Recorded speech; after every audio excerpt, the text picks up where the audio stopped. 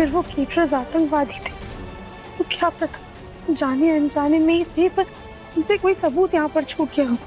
दिव्यम जी को बचाने के लिए हमें कोई तो सुराग चाहिए ही होगा जो हमें सच तक ले जाए।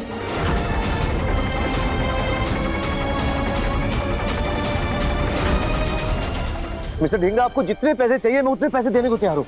प्लीज आप मेरे बेटे का केस ले लीजिए, वो बेगुनाह है। सॉरी मिस्टर बंसल, ये बहुत ही संजीदा केस है। आपके बेटे के पास जो सिलेंडर मिला है उसकी जिम्मेदारी किसी भी टेररिस्ट ग्रुप में नहीं ली है, इसलिए सारा शक आपके बेटे पर ही जा रहा है। ये केस जितना असंभव है। I am sorry. लेकिन मेरी बात,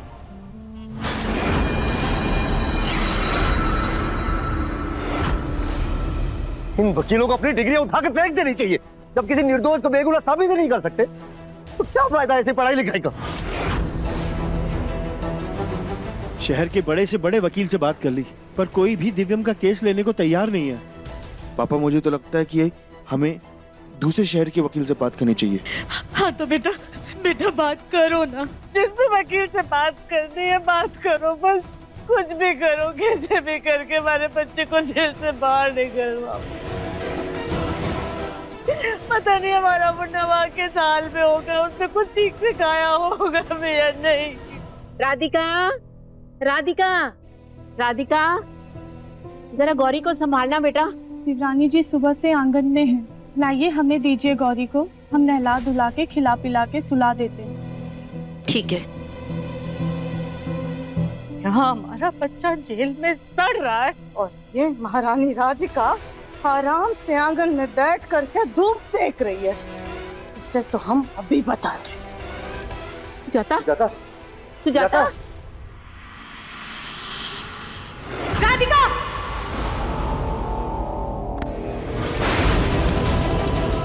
वहाँ हमारे मुन्ना का जेल में दम घुट रहा है और तुम यहाँ आंगन में आकर के ताजी हवा खा रही हो।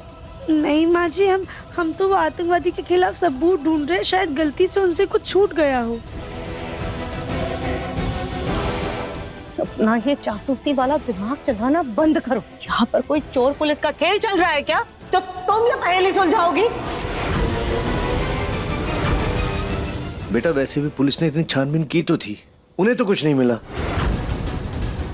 पापा जी, पुलिस ने छानबीन की थी ताकि वो दिव्यम जी को कसूरवार साबित कर सके। हम उनकी बेगुनाही के लिए छानबीन कर रहे हैं। एक तिनकी जैसा सबूत भी अगर दिव्यम जी को बचा सकता है तो हम उसे ढूंढने में कोई कसर नहीं छोड़ेंगे। ये फालतू के काम बंद करो और जाओ जाकर के अपनी बच्ची को संभालो।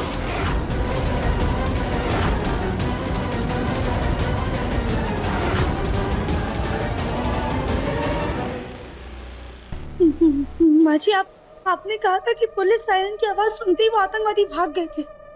आपने देखा था वो कहाँ से भागे थे? वहां से। और अब तुम भी भागो यहाँ से ताकि हमारा तो पीछा छूटे।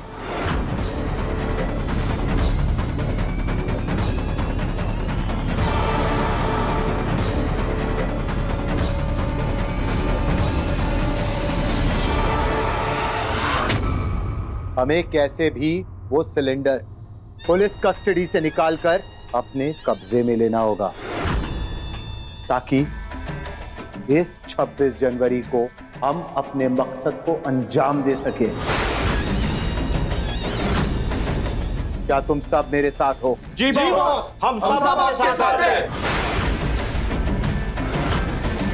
तो फिर आओ मेरे साथ कसम लो।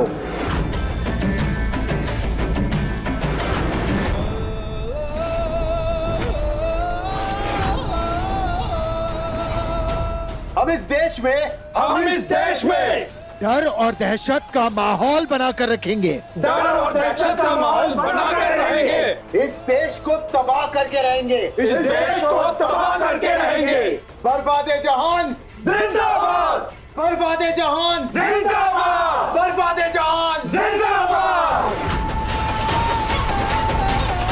तुम दोनों, तुम्हारी वजह से वो सिलेंडर अभी पुलिस कस्टडी में है। तुम दोनों ही पुलिस स्टेशन जाकर उसका पता लगाओगे।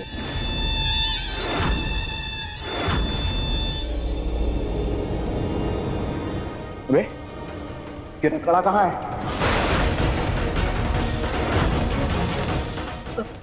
पता नहीं भाई, शायद कहीं गिर गया। बेवकूफ, अगर बॉस को पता चल जाता तो तेरी जान चली जाती।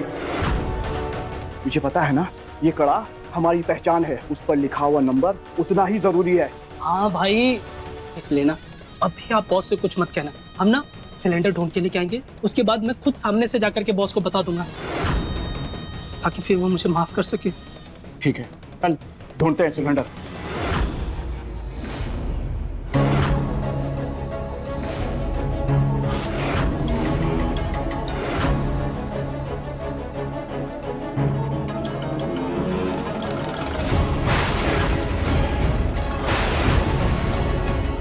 ये क्या है?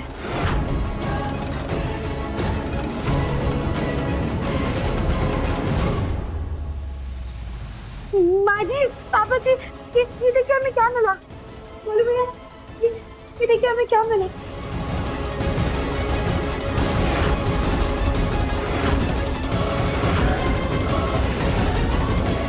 ये क्या है?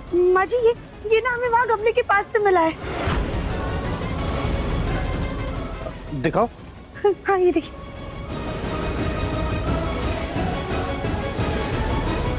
कहीं ये कड़ा उस टेररिस्ट ग्रुप का तो नहीं है?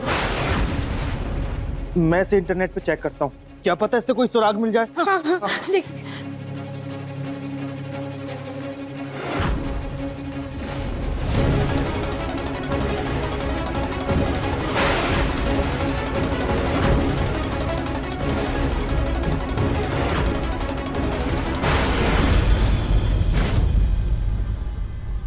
हे भगवान, ये एक नया टेररिस्ट ग्रुप है।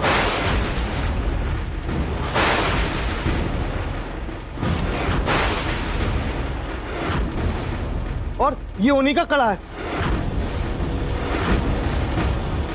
दिखाना।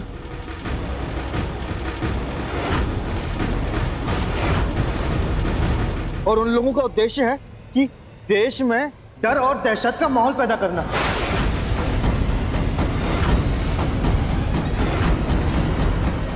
मैंने भी इनके बारे में अखबार में पढ़ा था कुछ महीनों पहले। इन्होंने हमारे देश को चेतावनी दी थी कि हमारे देश में बर्बादी फैलाएंगे। हे भगवान, कैसे लोग हैं ये? मुन्ना के पापा, हमें ये बताइए कि क्या इस कड़े के मिलने से हमें कोई फायदा हो सकता है? क्या इसकी वजह से हमारा मुन्ना जेल से छूट सकता है?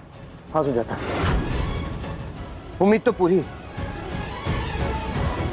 अभी थोड़ी देर पहले वकील साहब बोल रहे थे, अगर किसी टेररिस्ट ग्रुप ने उस सिलेंडर की जिम्मेदारी ले ली जो एटीएस वालों ने हमारे घर से पकड़ा था, तो हमारा बेटा छूट सकता है।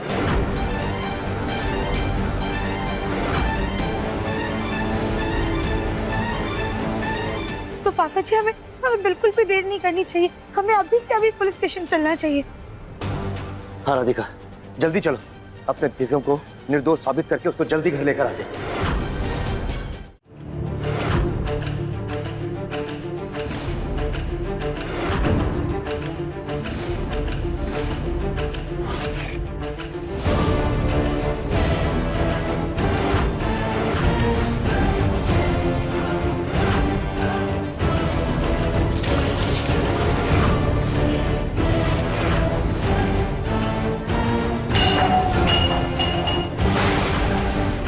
जब तक तू बताएगा नहीं ना कि किस ऑर्गेनाइजेशन से जुड़ा हुआ है, किसके लिए काम करता है, तब तक तेरी पिटाई इसी तरह होती रहेगी।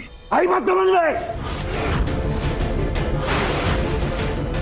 इंस्पेक्टर साहब, आप चाहे मुझे जितना मार लो, इससे सच नहीं बदलेगा। मैं कोई टेररिस्ट नहीं हूँ और मैं किसी भी टेररिस्ट ऑर्गेनाइजेशन से नहीं जुड़ा हुआ। मैं मेरे देश से बहुत प्यार करता हूँ। लगता तो इतने आसानी से मुंह नहीं खोलेगा। हाँ? तेरा मुंह खुलवाने के लिए मुझे थर्ड डिग्री यूज करना ही पड़ेगा।